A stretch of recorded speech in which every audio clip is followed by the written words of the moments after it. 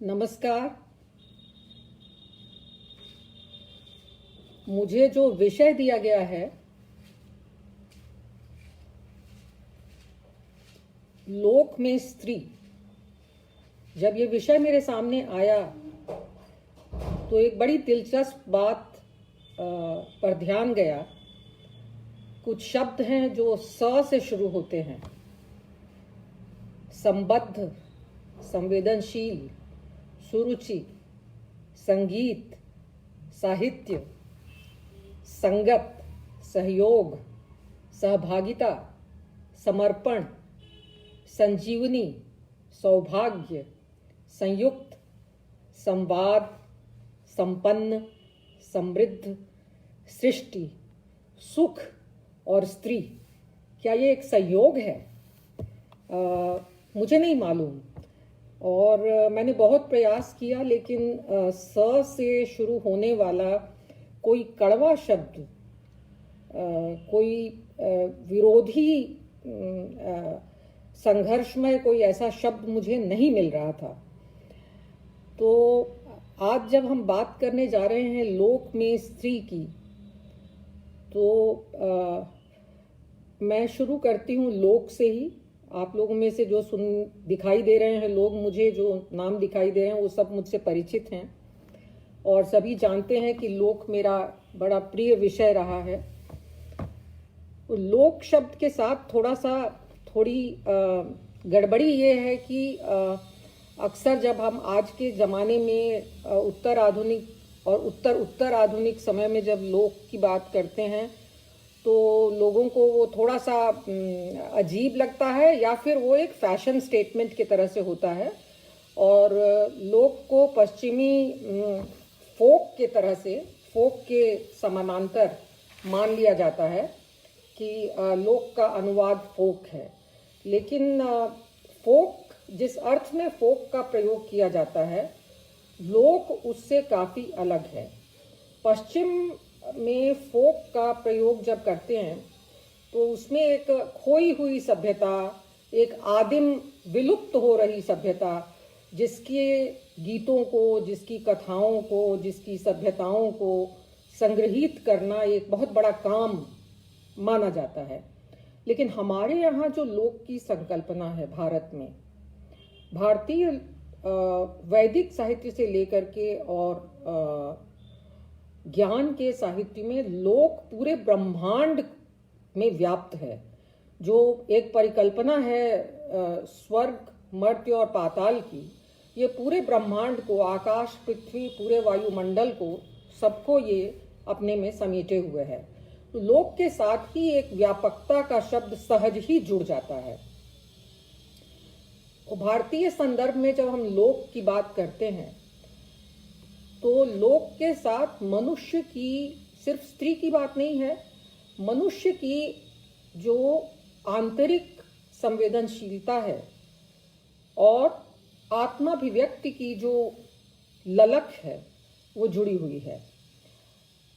शायद लोक का साहित्य या लोक का गीत या लोक के द्वारा आत्म की अभिव्यक्ति तभी शुरू हो गई होगी जब मनुष्य ने प्रकृति से अपनी भाषा गढ़ना सीखा होगा। नदी की कलकल ध्वनि को, छलछलाते पानी को, बरसते बादल को, खिलखिलाते फूलों को, पेड़ों की आवाज़ को, पत्तियों की सरसराहट को, चिड़ियों की आवाज़ को, इसमें जो एक लय थी, जो एक संगीत था, उसी को मनुष्य ने पकड़ा होगा, उसका अनुकरण किया होगा और धीरे धीरे जब उसकी भाषा बनी होगी तो उसने उससे उस संगीत के तत्व को, उस लय को जोड़ दिया होगा और भाषा बनने के साथ धीरे धीरे जैसे जैसे समाज बना होगा, भाषा बनी होगी, तो अपने जीवन के सुख दुखों को, अपनी प्रसन्नता को व्यक्त करने की जो ललक थी, उसने शायद लोकगीतों को, लोक की लय को जन्म दिया होगा। और मनुष्य को विधाता ने चेतना के साथ कल्पना का एक अद्भुत गुण दिया है। कल्पना और भावना दोनों मिलते हैं तो रचना होती है। और हम सभी जानते हैं कि स्त्री के मन में कल्पना, भावना और रचना का कैसा संयोग प्रकृति ने शायद जन्म से ही दे रखा है। एक प्रकृत और सहज रूप है लोक का, जिसमें कृत्रिमता नहीं है। और उस प्रकृत और सहज ने ही लोक के साहित्य को, लोक की पूरी संस्कृति को, लोक की कलाओं को गढ़ा है। तभी शायद गाय के गोबर से और गेरू से और मिट्टी से आकृतियां बननी शुरू हो गईं। सौंदर्य, जो एस्थेटिक्स था, जो सौंदर्य की ईहा थी, सौंदर्य की जो खोज थी और उसकी जो रचनात्मक अभिव्यक्ति थी, वो अपने आसपास के साधनों से और उसको एक प्रतीक के रूप में माने तो मिट्टी से शुरू हुई। और इसी मिट्टी से लोकगीतों का भी जन्म हुआ। इस लोक में जो स्त्री की भूमिका है वो बड़ी केंद्रीय है। वो सिर्फ लोक में नहीं है, मैं लोक को और जो शहरी समाज है मैं उसको अलग अलग करके वैसे नहीं देख रही हूँ। समाज मात्र में, लोक में, जीवन में, परिवार में स्त्री की भूमिका केंद्रीय है। उसको कितना माना जाता है ये एक दूसरा सवाल है, लेकिन उसकी भूमिका केंद्रीय है। और उस केंद्रीय भूमिका को हम लोक साहित्य में, लोक के गीतों में देखते हैं इस रूप में कि लगभग 70% गीतों की अभिव्यक्ति स्त्रियों के द्वारा, 70% गीतों की रचना स्त्रियों के द्वारा की गई है। ये स्त्रियां पढ़ी लिखी नहीं थीं, कोई डिग्री इनके पास नहीं थी, लेकिन विधाता ने जो संवेदनशीलता, अनुभव करने की शक्ति और अभिव्यक्ति की बेचैनी जो दी थी, उससे ये रचनाएं बनी। सुख दुख का, संघर्षों का, सौंदर्य का इतना दबाव था मन पर कि वे रचनाएं अपने आप शायद गीतों में ढलती चली गईं। और पूरा का पूरा हम देखें तो जीवन लोक की संस्कृति में अभिव्यक्ति पाता गया। गीतों में, कथाओं में, चित्रकला में, उनके द्वारा बनाई गई मूर्तियों में, उनके द्वारा बनाए गए बर्तनों में, उनके द्वारा गढ़े गए नाटकों में, ये सब लिखा नहीं गया था, ये सब रचा गया था। हमारे यहाँ कहा जाता है वहाँ का गीत बनौले बानी, उन्होंने गीत बनाया है, मतलब रच दिया है। अब उसका कोई ढांचा नहीं है, कोई काव्यशास्त्र नहीं है, कोई व्याकरण नहीं है, कोई डिसिप्लिन नहीं है कि उस डिसिप्लिन के अंतर्गत उसको गढ़ा गया है या बनाया गया है। लेकिन उसका अपना डिसिप्लिन है, उसका अपना अनुशासन है, और वो अनुशासन जीवन की धड़कन से बनता है, जीवन के स्पंदन से बनता है। तो और अद्भुत तरीके से मैं पाती हूँ कि जो अलग अलग क्षेत्रों में जो लोकगीत लिखे गए हैं, जो लोकगीत बने हैं, मैं लिखे गए अब कह सकती हूँ क्योंकि जो रचे गए लोकगीत थे अब उनको काफ़ी गीतों को इकट्ठा किया गया है और उनको हम प्रिंट में देख सकते हैं और यूट्यूब पर सुन भी सकते हैं। लेकिन मैं जो जिस किस्म के भोजपुरी चैनल पर भोजपुरी लोकगीत सुनाए जाते हैं, मैं उनसे बिल्कुल जोड़ नहीं रही हूँ अपनी बात को, क्योंकि उनसे मेरी बड़ी नाराज़गी है। वो उन्होंने जो है लोकगीत के सहज और प्रकृत सौंदर्य का बिल्कुल विनाश कर दिया है बाजारूपन में। तो लोकगीतों में जिस सूक्ष्मता से स्त्री के जीवन की अभिव्यक्ति हुई है, स्त्री के सुख दुखों की, परिवार की, उसके मन के आक्रोश की, उसके मन के विद्रोह की जिस तरीके से अभिव्यक्ति हुई है, उससे लगता है कि स्त्रियों का जो सूक्ष्म मनोविज्ञान था ये स्त्रियों के द्वारा रचे गए होंगे निश्चित रूप से। मैं ये नहीं कह रही हूँ कि पुरुषों ने गीत रचे नहीं हैं, लेकिन जब हम स्त्रियों की भूमिका की बात करते हैं तो स्त्रियों ने, अधिकांश लोकगीतों की रचना स्त्रियों ने की है। आज की इस चर्चा में मैं 2-3 बातों पर अपना ध्यान केंद्रित कर रही हूँ आपके सामने। एक तो ये कि जो ये लोक के जो गीत हैं, मैं अपनी चर्चा को लोक की सारी कलाओं में न ले जा करके लोक गीतों को आधार बना करके अपनी बात को आपके सामने रखूंगी कि किस प्रकार से जीवन और समाज और परिवार लोकगीतों में अभिव्यक्त हुआ है और उसमें पारिवारिक सामाजिक ढांचा, समाज की मान्यताएं और जो स्त्री पुरुष संबंध हैं, परिवार के अन्य लोगों से जो संबंध हैं, वे सारे संबंध किस रूप में अभिव्यक्त होते हैं, किस रूप में आते हैं, ये बहुत सारी चीज़ें आपको इसमें देखने को मिलती हैं। और जिस समय ये लोकगीत रचे गए थे, हमको ध्यान रखना होगा कि उस समय संचार के कोई माध्यम नहीं थे।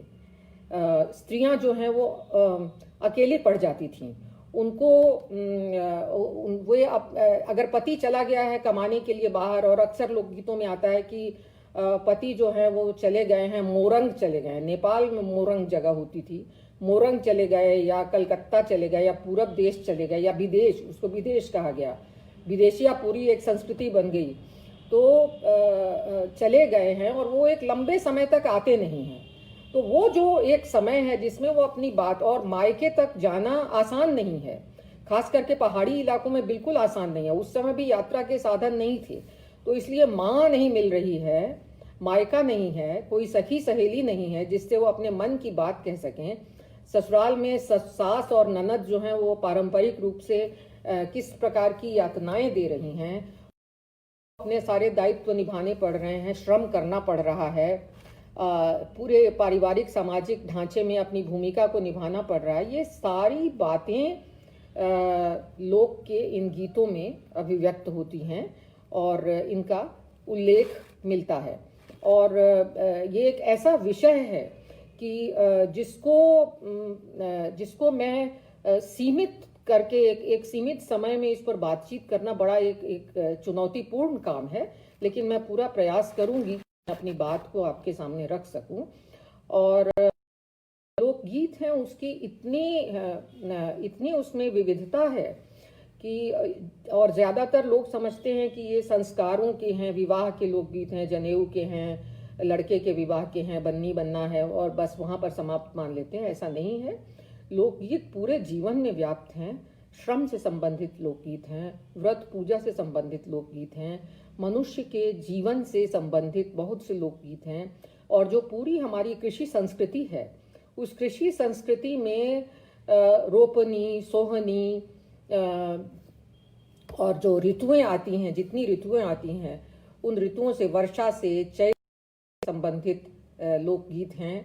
12 मास महीने पर और शरीर पर जो सामाजिक स्थितियां हैं, जो जीवन में है, उसमें प्रकृति का क्या प्रभाव पड़ता है, ये सारी बातें हैं। तो हाँ, मैं एक कोई बहुत ज़्यादा मैंने इसको बहुत व्यवस्थित करने का प्रयास नहीं किया है। एक सहज, जिस तरह से लोकगीत सहज होते हैं, उसी तरह से मैं सहजता के साथ आपके सामने अपनी बात प्रकृति सहज रूप में रखना चाह रही हूँ।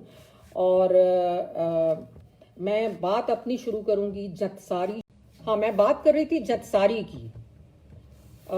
जतसारी जो शब्द है वो जात यानी चक्की चलाने से बना है। मुझे नहीं मालूम कि कितने लोगों ने हाथ से चलाई जाने वाली चक्की को देखा होगा, लेकिन हमारे यहाँ गाँवों में जो गांव के घरों की रचना होती है, उसमें चक्की चलाने के लिए एक कोठरी कोने में बनी होती है, बरामदे से बिल्कुल आखिरी कोने में, जिसकी जहाँ जैसे चक्की जब चलाई जाए तो उसकी आवाज़, जो मुख्य आवाज़ है, जहाँ लोग सो रहे हैं या बैठे, वहाँ नहीं जाती है। चक्की चलाने का एक विशेष समय होता है, सवेरे 4 बजे से लेकर के और 5 बजे तक, या 3:30 बजे से लेकर 5:30 बजे तक, जब घर के बाकी लोग सो रहे होते हैं, तो बहुएं ज़्यादातर जा करके चक्की चलाती हैं, और 2 बहुएं या बहू और बेटी चक्की चलाती हैं, और चक्की चलाते हुए वो गीत गाती हैं। और उनके वे जो गीत हैं, वे गीत, उसके बारे में पंडित रामनरेश त्रिपाठी ने कहा है कि वो जो गीत हैं वो सूत के, करुणा के सूत के फूल के तरह से हैं। वो गीत उन फूलों की माला है जो जतसारी के गीत हैं। और राहुल जी ने कहा है कि जो जतसारी जो शब्द है, जाता, वो यंत्र से बना है, यंत्रशाला से जतसार बन गया। तो चक्की चलने की एक लय है, और जतसारी जो गाई जाती है वो उसी लय में गाई जाती है जिस लय में चक्की चलती है। और आश्चर्यजनक रूप से आप देखिए कि जिस समय वो चक्की चलाई जाती है, उस समय घर के बाकी लोग सो रहे हैं, सास का या घर में जो वही बड़ी हैं, वरिष्ठ हैं, उनका इतना अनुशासन होता है कि रात को ही निकाल करके अनाज एक टोकरी में रख दिया जाता है और उसी को वो ले करके बहुएं कि इतना पीसना है तुमको, या ये इतना दलना, इतना तैयार करना है, और उसको ले करके सवेरे बहुएं जो है वो चक्की चलाती हैं। एक भोजपुरी की एक जंतसारी है, उसको पूरा यहाँ प्रस्तुत करना तो संभव नहीं है, लेकिन मैं उसका अनुवाद आपके सामने पढ़ करके सुना रही हूँ, आप समझ पाएंगे। उसमें बड़ी बड़ी पीड़ा और बड़ा दर्द है, वो बड़ी विशिष्ट किस्म की जंतसारी है, इसलिए मैं उसको सुनाने का लोभ संवरण नहीं कर पा रही हूँ।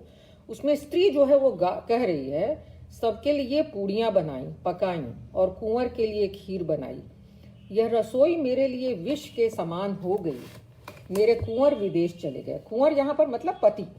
सास ताना मारती है कि किसकी कमाई खाओगी। मैंने कहा कि मेरे ससुर के पुत्र लक्ष्मण के समान मेरे देवर हैं, उनकी कमाई खाऊंगी। उस देवर ने भी जवाब दे दिया कि मेरी भी विवाहिता स्त्री है। यह सुनकर बहू ने अपनी बगल में साड़ी दबा ली और अपने पिता के देश चली गई। सभा में बैठे अपने पिता से बेटी ने निवेदन किया, पिता, तुम्हारी बेटी बड़ी विपत्ति में है, तुम अपनी टूटी हुई झोंपड़ी मुझे दे देते तो मैं अपनी विपत्ति के दिन काट देती। पिता ने कहा, बेटी, वह झोंपड़ी तो टूट गई, तुम अपनी माँ के पास जाओ। बेटी ने माँ के पास पहुंचकर कहा, माँ, अपनी फटी हुई धोती तो मैं अपनी विपत्ति के दिन काट लेती। माँ ने कहा, बेटी, वह धोती तो चिथड़े चिथड़े हो गई, अपने भाई के पास जाओ। बहन भाई के पास जाकर बोली, भैया, एक बीता जगह मुझे दे देते तो मैं अपनी विपत्ति के दिन काट लेती। भाई ने कहा, वह एक एक बीता जमीन तो मैंने जोतवा दी है, तुम्हें कहाँ से दूं? अपनी भाभी के पास जाओ। ननद अपनी भाभी के पास जाकर बोली, भौजी, पिछली टिकड़ी फिर दूसरे वन में गई, वन में से बाघिन निकली। दुखी स्त्री ने कहा, हे बाघिन, तू मुझे खा ले। बाघिन ने कहा, जिस राह से तू आई है उसी से वापस जा, विरह की मारी हुई तेरी देह खाकर मैं क्या पाऊंगी। 12 वर्ष पर स्वामी लौटे, अपनी पत्नी के लिए गहने और चुनरी लेकर आए। पति के द्वारा लाए गए वस्त्राभूषण पहनकर जब स्त्री खड़ी हुई तो अपनी कठिनाई के दिनों को याद कर रोने लगी। ने समझा कि नैहर की याद आ रही है, यानी मायके की याद आ रही है। उसने कहा, मेरी प्यारी स्त्री, चलो तुम्हें नैहर लिवा चलता हूँ। स्त्री ने कहा, हे, ऐसे नैहर में आग लगे, विपत्ति के समय कोई किसी का साथ नहीं देता। अब ये जो भाव है, इसमें आपने शायद ऐसा नहीं सुना होगा। ये इतना कड़वा यथार्थ है, इतना बड़ा दुख है किसी स्त्री के लिए कि जो स्त्री नैहर के बल पर, मायके के बल पर ऐंठ करके रहती है, मायका कैसा भी हो उसके बारे में कोई भी स्त्री अपने मायके के बारे में एक शब्द सुनना नहीं चाहती है। उसी मायके में जा करके जब वो अपना दुख रोती है, और खाली यही नहीं, पिता से लेकर पिता, माँ, भाई, भाभी सबके पास जाती है और देते हैं, तो उस पर उसके जो दुख की, आप सोचिए कि उसके दुख की सीमा क्या होगी। तो एक तरह से मरने को तैयार है वो। इसीलिए बाघिन को कहती है, रास्ते में बाघिन मिलती है तो बाघिन को कहती है कि तुम मुझे खा लो। वो कहती है कि मैं क्यों खाऊं, मैं तुम्हारी विरह की मारी हुई देह है। मतलब अब आप ये देखिए कि जो मायका है और जो ससुराल है उससे दयालु तो बाघिन है। ये आप इस अंतर विरोध को देखिए कि पशु जो है वो मानवीय हो गया है और मनुष्य जो है वो क्रूर हो गया है, पशु की तरह से हो गया है, मनुष्य संबंध को नहीं पहचान रहा है। और बाघिन को लग रहा है कि अरे ये विरहीन स्त्री है, इसको मैं क्या, ये पहले ही इतनी दुखी है, इसको मैं कैसे खा सकती हूँ।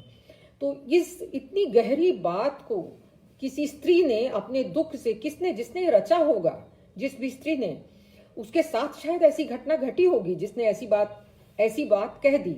अक्सर हम समझते हैं कि ससुराल से निकाली गई स्त्री को मायके में शरण मिल जाएगी और मायके से उसको इस तरह से उसको भगा दिया जाता है, और उसके बाद वो जब पति आता है और सज धज कर खड़ी होती है तो एक सम्मान पति देता है, और शायद उसका ये स्वप्न होगा स्त्री का कि उसको पति के द्वारा एक सम्मान मिले। और तब वैसी स्थिति में वो कहती है, जब आंसू आते हैं तो उसको कठिनाई के जाते हैं, और वो कहती है, एक इतना बड़ा सच है जिसको कहती है कि ऐसे मायके में आग लगे। इसमें कहती ओढ़ी धनी रोवन लगी, पिया बोले चलू नहीं हरवा हो राम। आगी लगे पिया ऐसे नहीं हरवा, विपत्ति में केहू ना संघाती हो राम। विपत्ति में कोई साथ नहीं देता है। तो इतने बड़े सत्य को इसके माध्यम से, जतसारी के माध्यम से कहा गया है। तो जतसारी में अक्सर क्या कहूँ, मुझे नहीं लगता है कि जतसारी में कभी भी कहीं भी कोई प्रसन्नता का भाव होता है। चक्की चलाते हुए एक तरह से स्त्रियों के मन के दुख को का विरेचन करने का ये तरीका था कि जो स्त्रियां अपनी दुख किसी से कह नहीं सकती थीं, वो चक्की चलाते हुए अपने मन से निकाल देती थीं, गीत के माध्यम से निकाल देती थीं। कोई सुन भी लेगा तो क्या है कि गीत गा रही हैं, गीत तो बने होते हैं, गीत उसने थोड़ी बनाए हैं, बने हुए हैं गीत। लेकिन उस गीत के माध्यम से वो अपने दुख को, अपने आंसुओं को अभिव्यक्ति, एक आउटलेट उसको मिल जाता था जिससे वो अपने दुखों को वो अभिव्यक्त कर सकती थी। अब इसके ठीक विरोध में, मतलब ये जो बात, ये जितनी जो भाव मैंने आपके सामने रखा, जतसारी की पीड़ा, इसके साथ में अब एकदम इसका उल्टा एक भाव आपके सामने रखने जा रही हूँ, जिसमें स्त्री का बड़ा सबल व्यक्तित्व सामने आता है। और ये गीत है सोहनी का गीत। सोहनी जो है, सोहनी कहते हैं जब खेत में जो थोड़ी घास फूस लग जाती है उसको एक नुकीले उससे निकाला जाता है। खुरपी जो होती है, एक खुरपी नहीं, वो एक नुकीला औजार के तरह से होता है, जिससे नुकीली खुरपी कहते हैं उसको। उसकी सहायता लेकर के छोटी छोटी खरपतवार को बीना जाता है, निकाल दिया जाता है, उसको सोहनी कहते हैं। बड़े धैर्य का काम है, एक एक को खोद करके निकालना होता है, फसल का नुकसान ना हो। तो उसको कहीं कहीं, खास करके उत्तर प्रदेश में, मध्य प्रदेश में, उसको निर्वाही का गीत भी कहा जाता है, निराना भी कहते हैं उसको। तो उसमें एक बहुत ही, ये इसको पढ़ करके, इसको सुन करके हंसी भी आती है, और स्त्री किस तरह से उस सामाजिक ढांचे में अपनी शक्ति को किस तरह से प्रमाणित करती है, उसका एक बहुत ही दिलचस्प ये गीत है। और इसमें वो उसका अनुवाद भी मैं आपके सामने रख रही हूँ। ये है, आम और महुए की लकड़ी का दरवाजा है और उसमें हे प्रिय लोहे की जंजीर लगी है। हे स्वामी, इस वज्र जैसे कठोर और मजबूत द्वार को खोलो, बाहर ओस में मेरे लंबे केश भीग रहे हैं। हे धनी, अब पति अंदर से बोलता है, हे धनी प्रिया, मैं कैसे वज्र के समान कठोर दरवाजे को खोलूं? मेरी गोद में तुम्हारी सांवली सौत है प्रिय। हे स्वामी, वज्र किवाड़ को खोलो और मुझे सौत का रूप दिखाओ। तुम सौत का रूप क्या देखोगी? वह तो एक साथ चांद और सूरज की ज्योति के समान प्रकाशित है। तब वो क्या जवाब दे? ये संवाद में है गीत। मैं भोजपुर से लोहा मंगाऊंगी, उससे कुल्हाड़ी गढ़वाऊंगी, उस पर सान चढ़वाकर तेज करूंगी और उसी से जंजीर कटवाऊंगी। मतलब नहीं खोल रहे हो ना जंजीर, तो मैं उसका ये उपाय करूंगी। एक हाथ में से मैं अपने पति की जुल्फें पकड़ूंगी और दूसरे हाथ से सौतीन के बाल अच्छी तरह पकड़ूंगी। सौत की छाती पर सड़क कुटवाऊंगी जिस पर लाखों लोग आएंगे और जाएंगे। सौत की छाती पर ओखल रखूंगी और अपनी कमर लचकाकर अदा के साथ धान कूटूंगी। सौत की छाती पर चक्की रखूंगी और लहंगा फैलाकर बैठकर पिसाई करूंगी। अब इस गीत में आम और महुए की लकड़ी, भोजपुर से लोहा मंगाना, कुल्हाड़ी गढ़वाना, ओखल और चक्की का उल्लेख एक ऐसी सामाजिक संरचना का आपके सामने एक रूप रखता है, जिसमें गांव में बढ़ई है, लोहार है, लेकिन इतना बड़ा बाजार है, उसमें लोहे की जंजीर को काटने के लिए जो खास किस्म का लोहा चाहिए मजबूत, वो नहीं मिल रहा है। तो कहती है कि मैं मंगवाऊंगी वहां से और करूंगी, मैं तुम्हारा उपाय करना जानती हूँ। और वो अपनी आइडेंटिटी को, मतलब वो कहती है सौत हुई तो उससे क्या हुआ, मैं उसके छाती पर सड़क गढ़वा दूंगी, मैं उस पर बुखल चलाऊंगी, मैं उस पर चक्की चलाऊंगी। तो एक दृढ़ निश्चय के साथ वो शोषित होने के लिए प्रस्तुत नहीं, आंसू नहीं बहाती है कि अंदर अरे मेरे रहते हुए वो सौत को लेकर के कमरा बंद किए हुए है, वो इस पर शोषित होने के लिए प्रस्तुत नहीं है, बल्कि जीवन में आई हुई समस्याओं का वो सामना करती है। और ये रूप जो है, आप समझिए कि इसको लोग कहते हैं कि गांव का समाज पिछड़ा हुआ है और पिछड़े हुए मानसिकता के समाज में इस प्रकार का ये गीत हमको मिलता है। ये सोहनी का गीत है। उसी प्रकार से ये है एक गीत इसमें आता है, काफ़ी गीत ऐसे आते हैं जिसमें ऋतु गीतों में विशेष रूप से उसमें कई गीतों में स्त्री की व्यथा का, जब वो मायके में नहीं और ससुराल में जो उसको पीड़ा सहनी पड़ रही है, उसका बहुत बड़ा ही व्यथापूर्ण चित्र खींचा गया है कि उसमें भाई जो है वो मिलने के लिए आया है, स्त्री से मिलने के लिए आया है भाई, और वो कहती है कि उससे दुख अपना रोती है कि कैसा, उससे सास से पूछती है कि मेरा भाई आया, मैं उसको क्या खिलाऊं क्या पिलाऊं। तो सास जो है वो उसको उल्टा सीधा जवाब देती है, वो कहती है हे सास मेरा, उसमें पहली जो पंक्ति है बड़ी दिलचस्प, कहती है कि दाल के किनारे मेरा एक सुंदर महल है, तालाब में कमल के पत्ते लहराते रहते हैं, उस महल पर चढ़कर मैं अपने नैहर की राह देखा करती हूँ। मेरा नैहर निकट है या दूर? हे सास मैं 2 सवारों को आता देखती हूँ, एक सांवला है दूसरा गोरा। हे सास मेरा भाई पाहुना आया है, क्या भोजन दूं? हे बहू खराब कोदो का भात और घटिया अरहर की दाल बना दो। हे सास कोदो और अरहर पर वज्र गिरे, सास महीन चावल और बढ़िया मूंग की दाल निकाल दो, मैं वही खाने को दूंगी। इसी तरह से वो लंबा गीत चलता है। तो उसमें वो सास कहती है कि खराब खराब चीज दो, वो कहती है कि नहीं मैं अच्छा। लेकिन जब भाई खाने बैठता है तो उस समय जो है उस समय वो पहले कहती है कि पहले वो उसके सामने वो अपना दुख नहीं रखना चाहती है, वो अपनी सहन शक्ति का परिचय देती है। वो कहती है कि कुछ नहीं, सब कुछ कुशल है, मैं बिल्कुल ठीक हूँ। भाई कहता है कि पूछती है कि नैहर में क्या हाल है, तो कहता है कि सब कुशल है, मैं तुम्हारा हालचाल लेने के लिए आया हूँ। तो वो कहती है कि जो पहला जो चित्र खींचती है अपने ससुराल का, वो कहती है कि जेठानी तो काली घटा है, एक क्षण में बरसने लगती है, क्षण में धूप की तरह निकल जाती है।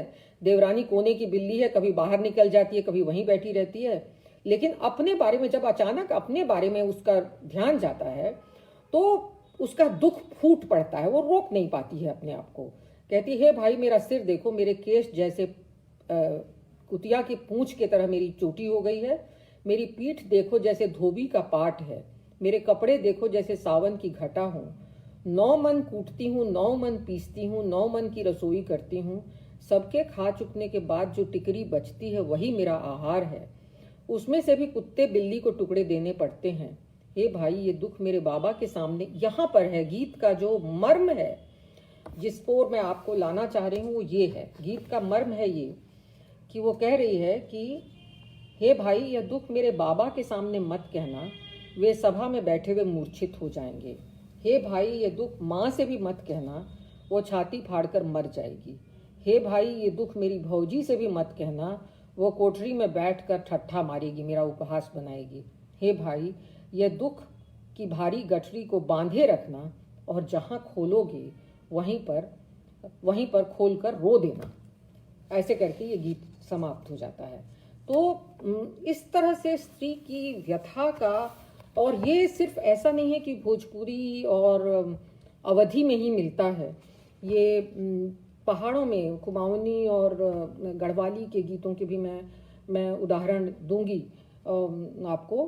तो उसमें बहुत तरह के गीत मिलते हैं।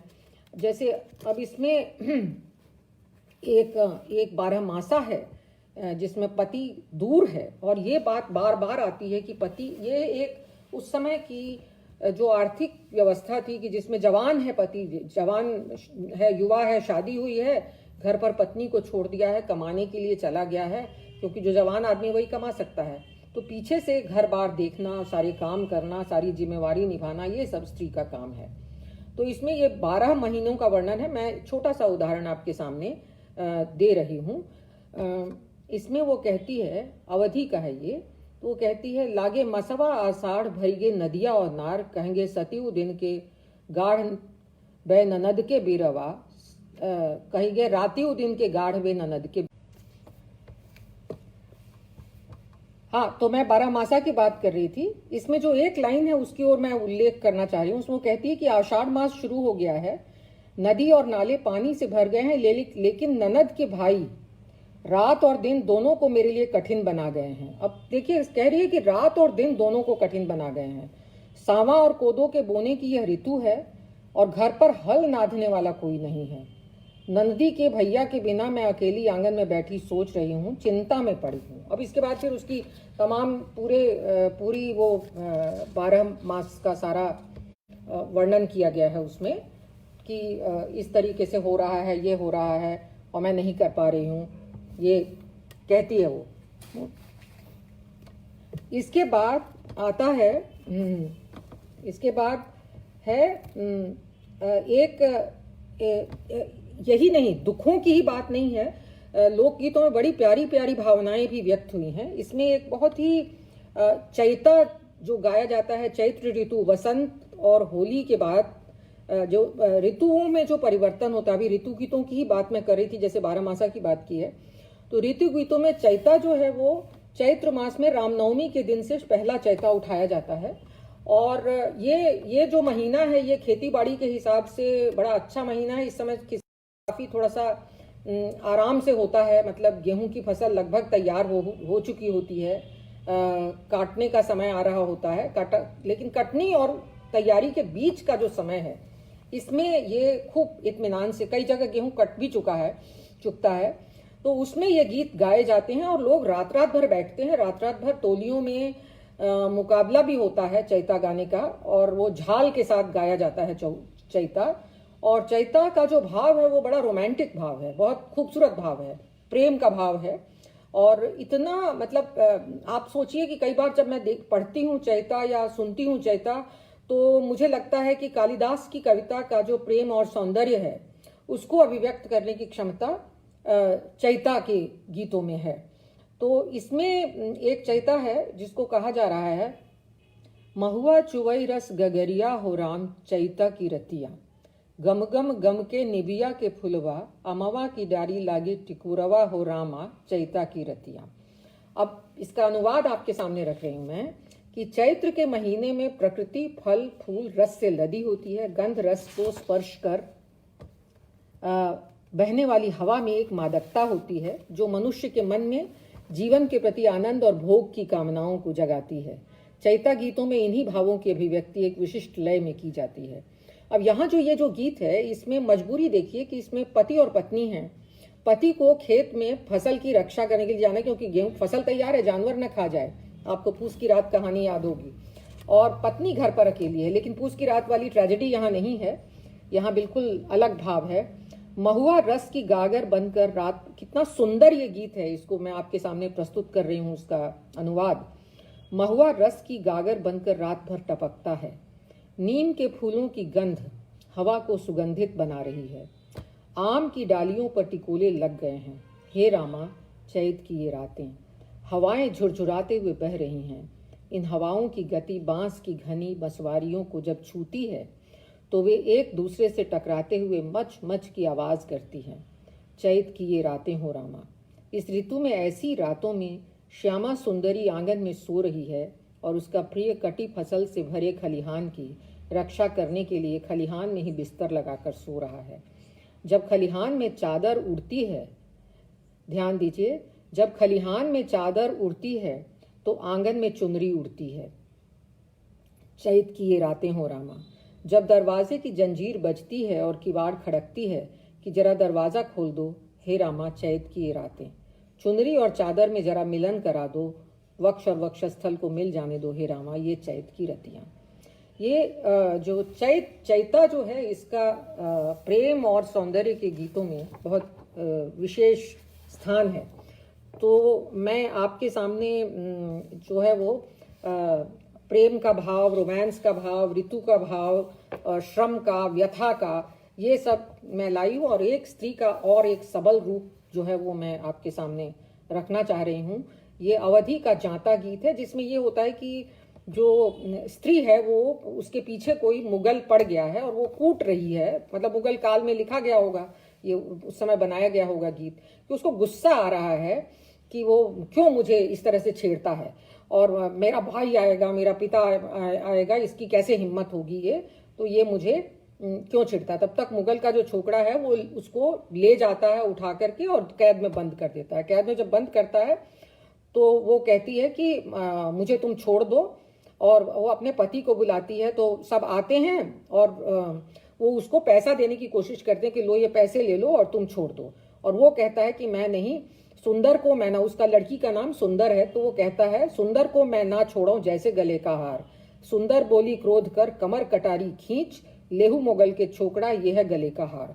तो जब देखती है कि उसका पति, उसका ससुर, उसके पिता, उसका भाई, कोई उसकी रक्षा नहीं कर रहा है, सब लोग डरे हुए हैं और सब उसको एक तरह से जो उस पर बल प्रयोग कर रहा है उसको एक तरह से पैसे दे करके और उसको छुड़ाना चाहते हैं।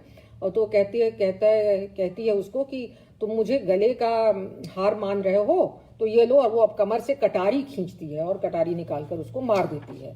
तो ये एक स्वाभिमानी स्त्री का, उसने क्रोध और स्वाभिमान और व्यक्तित्व संपन्न स्त्री का एक रूप हमको यहाँ पर देखने को इसमें मिलता है। इसी तरह से ये जो है बेटी का दुख जो है वो काफ़ी कुमाऊनी गीतों में और पहाड़ के गीतों में बहुत ज़्यादा व्यक्त हुआ है। और ख़ास करके विवाहिता स्त्री जिसके पति वहाँ, आप जानते हैं कि वो एक ये जो है ये मनी ऑर्डर इकोनॉमी उसको कहा जाता है कि ज़्यादातर पहाड़ी जो मर्द हैं, पुरुष हैं, वो कमाने के लिए बाहर चले जाते हैं और स्त्रियां अकेली रह जाती हैं। और स्त्रियों को जो वहाँ पर काम बहुत करना पड़ता है, अन्य इलाकों के मुकाबले पहाड़ में स्त्रियों का जीवन बहुत बहुत कठिन है। और जो एक शोध है उसके मुताबिक एक सामान्य स्त्री पहाड़ में 14 से 16 घंटे रोज काम करती है। मतलब पशुओं का काम, खेती का काम, बच्चों को तैयार करने का काम, स्कूल भेजने का काम, खेती का काम, हल चलाना छोड़ करके खेती का सारा काम वहाँ पर स्त्रियां करती हैं।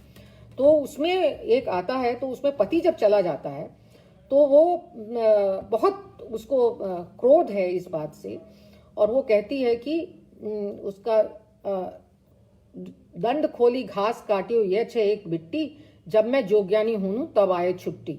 मतलब तुमको छुट्टी में आना था, मैंने जो है घास काट कर गट्ठर बनाकर रखा हुआ है ना, और मैं तुम्हारे वियोग में जीवन काट रही हूँ, मैं अब संन्यास ले लूंगी तभी तुम आना।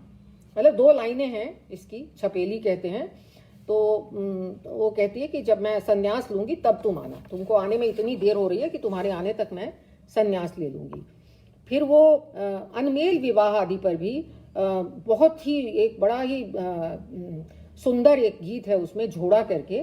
उसमें वो कहती है, लड़की कहती है, कुमाऊनी का है ये गीत, कि मेरे पिता ने मेरा ब्याह गंवार के साथ कर दिया, मुझे तो पढ़ाया लिखाया, अब रात दिन ऊंचे नीचे पहाड़ों में घास काटती हूँ। पहले से अपने पिता से कहा घर में मेरे लिए पढ़ी लिखी रानी लाना, अब न तो चूल्हे में आग है न गगरी में पानी।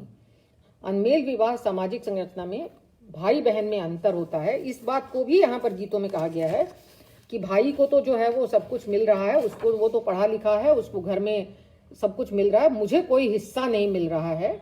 ये इस तरह की बात यहाँ कही गई है। उसी तरीके से माँ से भेंट करने को वो अकुलाती है, इस बात को ऋतुरैन वहाँ पर जो गाया जाता है, ऋतुओं में जो गीत गाते हैं, वो बहुत मतलब बहुत ही दर्दनाक है, जिसमें वो कहती है कि माँ मर गई है तो कहती है कि माँ के बाद कौन पूछता है मायके में, पानी की प्यास मट्ठे से नहीं बुझाई जा सकती। मतलब भाई के आने पर भी मैं इतना प्रतीक्षा करी, माँ होती तो मेरे लिए भेंट भेजती, मुझे बुलवाती, लेकिन भाई आया है तो कहती है कि डाली पर बैठा कपुआ पक्षी पूंछ हिला रहा है और बिना भाई वाली बहन आंसू बरसा रही है। कि माँ नहीं है, कम से कम अगर भाई ही होता तो शायद भाई मुझे लेने के लिए आ जाता, तो वो आंसू बरसा रही है, इसका वर्णन वहाँ पर किया गया है। दूसरा ये भी है कि खेती का काम जो स्त्रियां करती हैं पहाड़ों में, उसमें देखिए, उसमें एक गीत आता है जिसमें कहा गया है कि ओ दीदी, उसमें कहीं पुरुष का नाम नहीं है, ओ दीदी, ओ बहन, ओ बहू, सभी खेतों में मड़ुए की फसल गुड़ाई के लायक हो गई है। ओ दीदी, ओ मड़ुए की हरी बालें अब काली होने लगी हैं, पहाड़ की चोटी से भी अब धूप जाने ही वाली है। ओ खेत के किनारे पर काम करती हुई दीदी, अब शीघ्रता करो, अब खेतों में क्रम से मड़ुआ की बालें काटने का समय आ गया। ओ दीदी, ओ बहन, ओ बहू, अब खेतों में मड़ुआ के तने और पत्ते काटकर बांधे जाने। मतलब खेती में जो सारा काम करना है वो तुम्हें ही करना है, बहू, दीदी, बेटी सब जाओ, सब मिल करके खेती का ये सब काम करो। अच्छा, उसमें फिर एक जगह आता है पहाड़ में भी कि बेटी और बेटे को लेकर के जैसे लोरी सुनाई गई है, तो एक लोरी है जिसमें बेटी को लोरी जो सुनाई जा रही है वो कैसी लोरी है कि आंखों में नींद भर गई है, नींद झलक आई है, ओ मेरी बच्ची, चटाई बिछाना तो भूल ही गई, ओ मेरी बच्ची भूल ही गई। तुमको मतलब ये काम कहा था, तुम्हारी आंखें नींद से भर गई लेकिन तुमने अपना ये काम नहीं किया। पानी भरना तो भूल ही गई ओ मेरी बच्ची भूल ही गई। साग काटना तो भूल ही गई ओ मेरी बच्ची भूल ही गई। आटा गूंथना भूल गई, है ना। पुराना सलूका उतार गई ओ मेरी बच्ची उतार गई। पुरानी ओढ़नी उतार दी ओ मेरी बच्ची उतार दी। आंखों में नींद भर आई, नींद झलक आई। नींद आ रही है लेकिन काम तो तुमको ये करना था और तुमने ये काम नहीं किया। फिर एक जगह पहाड़ों में कुछ अंधविश्वास भी काफ़ी, पहले तो ज़्यादा ही थे, अब तो काफ़ी बदलाव आ गया है। तो उसमें एक आता है कि खेती के लिए कहीं पानी नहीं आ रहा है तो पानी आए और धान की फसल हो तो इसके लिए बलि चढ़ानी है। और उसमें किसकी बलि चढ़ाई जाए, तो उसमें जो पंडित हैं उन्होंने बताया है कि भाई कोई बलि चढ़ा दो तो इस इलाके में जो 2 नदियां हैं उन नदियों में पानी आ जाएगा तो धान की फसल हो जाएगी। तो इसमें यह कहती है कि बलि, वहां पर जल प्राप्ति के लिए बलि जो है एक सामान्य प्रथा थी। तो इस गीत में बलि के लिए छोटे भाई की बहू का चुनाव पारिवारिक और सामाजिक संरचना की परतों, छोटे भाई की बहू को चुना जाता है। क्यों? बड़ा भाई, पिता, माँ, छोटी बहन सभी का स्थान इस संरचना में महत्वपूर्ण है। वो स्त्री अपनी वो कहती है कहता है कि मैं क्या कहूँ, मनुष्य की बलि चाहिए। लड़के के पिताजी, कहो अब क्या करें, बता मेरी माँ किसकी बलि दें। बड़े भाई की बलि दें तो राज सुना हो जाएगा, पिताजी की बलि दें तो सभा सुनी हो जाएगी, तेरी बलि दें माँ तो चूल्हा सुना हो जाएगा, छोटी बहन की बलि दें तो दिशाएं सुनी हो जाएंगी। इसलिए छोटे भाई की बहू तुम मायके हो आओ। अब इससे ऐसा लगता है कि छोटा भाई यहाँ नहीं है, बहू है यहाँ, भाई नहीं है। इसलिए छोटे भाई की बहू तुम मायके हो आओ। तब वो बेचारी रोती तड़पती हुई मायके चली गई। बोली, पिताजी अंतिम बार वस्त्र उपहार में दो, मेरी माँ तू अंतिम बार मेरी अलकों का श्रृंगार कर दे। उन्होंने टोका, ऐसा ना कह, ऐसे अपशब्द क्यों कहती है। तब वह बलि की बकरी की तरह लौट आई। आकर सास ने उसे कह सुनाया, मेरी बहू तू कल मारी जाएगी, तब धान लहलहा उठेगा। तू मारी जाएगी और धान लहलहा उठेगा, पानी आ जाएगा तो धान की फसल हो जाएगी। और उसमें वो कई लोकगीतों में, उसमें जैसे गढ़वाली लोकगीतों में कहती है कि दिन रात काम करते हुए मुझे नहीं पता कि कब कौन सी ऋतु आती है, कौन सी ऋतु जाती है, कब दिन होता है, कब रात होती है, मुझे मालूम नहीं। अनमेल विवाह में कहती है कि मैं लंबा सा मंगलसूत्र पहनकर क्या करूं जब मेरा पति बूढ़ा है, मुझे कोई सुख नहीं है। तो और इसमें एक जगह वो कहती है अपनी माँ से, लड़की कहती है, कभी जोगन बनकर मैं तेरी देहली पर आऊँगी माँ, तूने कभी मेरी धमेली बांधी थी, यानी मेरे लिए रक्षा का सूत्र मेरी कमर में बांधा था, तब तू देखेगी मैंने उसे दराती से काट दिया है, तो मैं जोगिन बन करके आऊँगी। मतलब मेरे लिए अब और कोई उपाय नहीं बचा है। मैं एक गीत की और चर्चा करके अपनी बात समाप्त करूँगी। ये गीत बहुत ही महत्वपूर्ण गीत है और इसको हम कह सकते हैं कि नारी विमर्श के लिए ये बड़ा ही महत्वपूर्ण प्रसंग है और ये मेरा बड़ा प्रिय गीत है। इसमें ये गीत एक कथा के रूप में मुझे ये गीत 3 भाषाओं में बराबर लगभग उसी भाव के साथ मिला है। ये गीत अवधी में भी, भोजपुरी में भी और छत्तीसगढ़ी में भी। और उसमें ये जो गीत है ये, इसमें होता ये है कि सीता का परित्याग हो चुका है और सीता के पुत्र हो चुके हैं, बड़े हो गए हैं।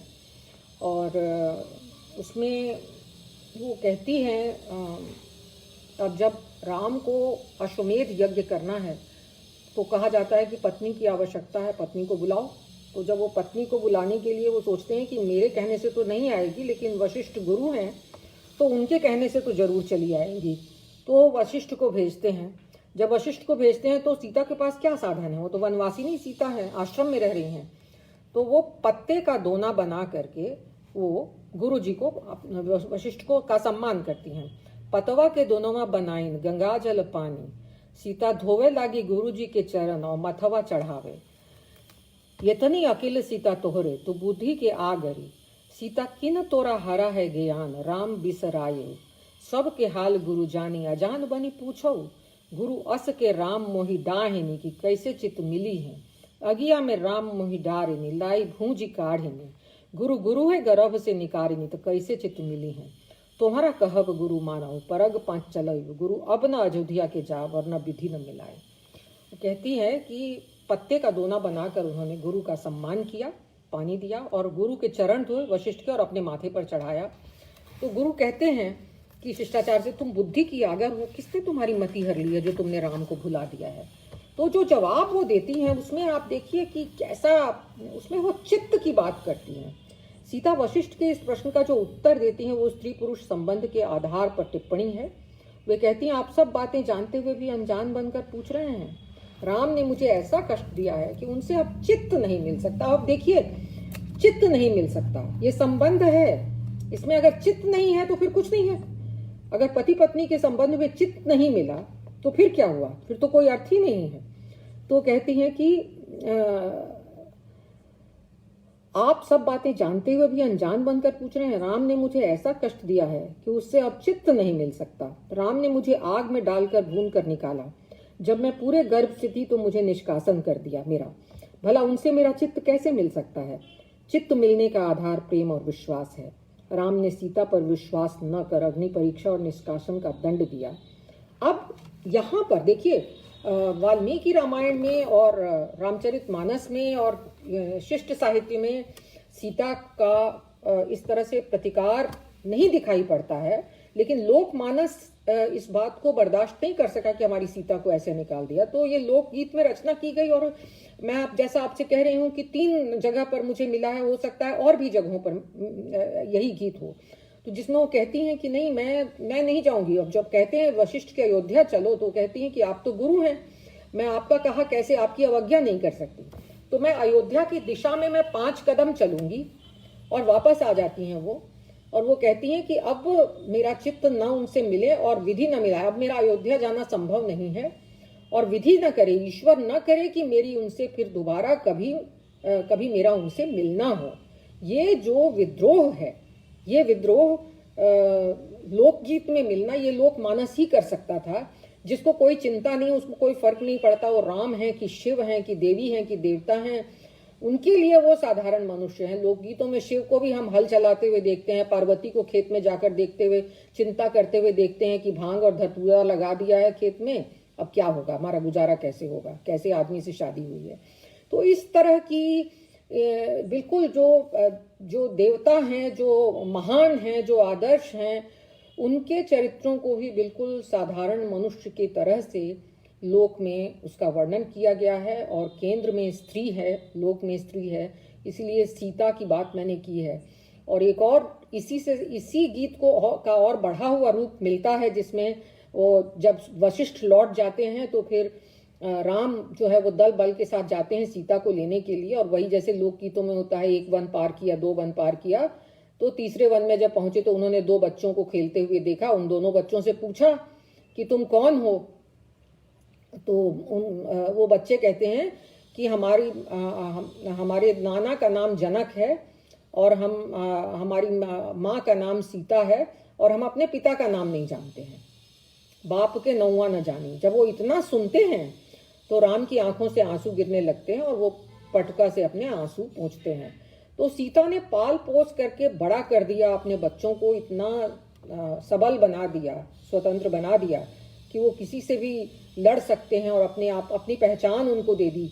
और ऐसा करते हुए पिता का नाम न बताना, विद्रोह का देखिए ये कैसा तरीका है। उन्होंने कोई झंडा नहीं उठाया, कोई आंदोलन नहीं किया सीता ने कि राम ने मेरे साथ ऐसा किया। चुपचाप रह करके उन्होंने पाल करके, और आश्रम में एक बार जो भेजा गया तो आश्रम में रह करके और अपने बच्चों को पाल करके स्त्री सत्ता और स्त्री की शक्ति को, नारी की शक्ति को उन्होंने प्रमाणित किया। और इस बात को लोकगीतों में बहुत जोर शोर से इस बात को उठाया गया है। सीता के पक्ष में बहुत सी बातें की गई हैं। ये तो मैंने एक ही गीत कहा, ऐसे बहुत सारे गीत हैं कि जब सीता गर्भवती हैं तब वो जंगल में जाती हैं तो जो वन की वन देवी है वो निकलकर उनकी सहायता करती है। वो रोती हैं बैठकर पेड़ के नीचे कि मेरा इतना कठिन समय है, मेरा कौन मेरा सहायक होगा। तो अब आप सोचिए कि कैसी कैसी विडंबनाओं को लोकगीत बताते हैं कि जिसमें जो जनक राजा की पुत्री, राजा की बहू, राजा की पत्नी और जंगल में वो अकेली हैं कि मेरा प्रसव कौन कराएगा। और वन देवी कहती है कि मैं अब तुम्हारा प्रसव कराऊंगी, मैं तुम्हारे साथ हूँ, तुम बिल्कुल चिंता मत करो। तो इस तरह की बातों की, इस तरह की अनुभूतियों की इतनी संवेदनशील अभिव्यक्ति हुई है लोक में। और लोक के केंद्र में, लोक गीतों के केंद्र में स्त्री तो है ही, और स्त्री के सभी रूप यहाँ मिलते हैं। स्त्री की शक्ति का परिचय भी हमको मिलता है, स्त्री की व्यथा के बारे में भी हमको मिलता है, स्त्री की पीड़ा, उसके पारिवारिक संघर्ष, संबंधों को लेकर के अंतर्द्वंद्व, विडंबनाएं, पति से दूर रहना, उस समय की साधनहीनता, ये सारी बातें, मतलब जिसको आप रियलिज्म कहते हैं, यथार्थ कहते हैं, वो सारा यथार्थ हमको मिलता है लोकगीतों में। और सभी भाषाओं के लोकगीतों में स्त्री की ये भावनाएं, ये अनुभूतियां, उसके ये विचार, उसका ये व्यवहार, ये आचरण मिलता है। और निश्चित रूप से स्त्रियों ने इनकी रचना की है, इसमें कोई संदेह नहीं है। और अधिकांश रूप से लोक के केंद्र में स्त्रियां हैं, ये बात निश्चित है। इस पर तो बात चलती जा सकती है, कोई अंत नहीं है इसका, लेकिन ये कुछ एक बातें थीं जिनके माध्यम से मैंने आपके सामने ये रखने का प्रयास किया कि लोक में स्त्री का कैसा व्यक्तित्व है जो उभर करके आता है, और कैसे लोक साहित्य में इसकी अभिव्यक्ति की गई है। और लोक साहित्य कोई, जिसको वही जो मैंने जिस बात से शुरुआत की थी उसी से इसका समापन कर रही हूँ कि लोक साहित्य किसी आदिम सभ्यता का, किसी कुएं खाई से निकाली हुई किसी पुरातन गठरी का नाम नहीं है। और लोक साहित्य और लोकगीत ये जो चैनल्स पर जो प्रस्तुत किए जाते हैं वो भी नहीं है लोकगीत।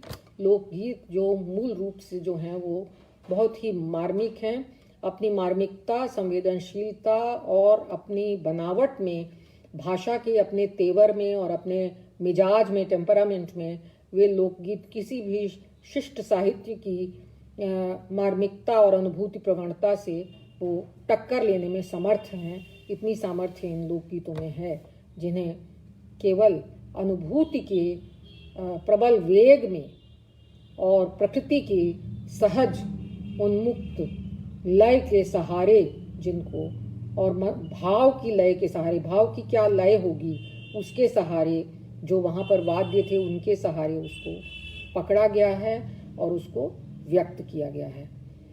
धन्यवाद, नमस्कार। अमलतास के लोगों को मेरा हार्दिक धन्यवाद जिन्होंने अपनी वॉल से पर मुझे आमंत्रित किया और लोक और स्त्री विषय पर अपनी बात रखने का अवसर दिया।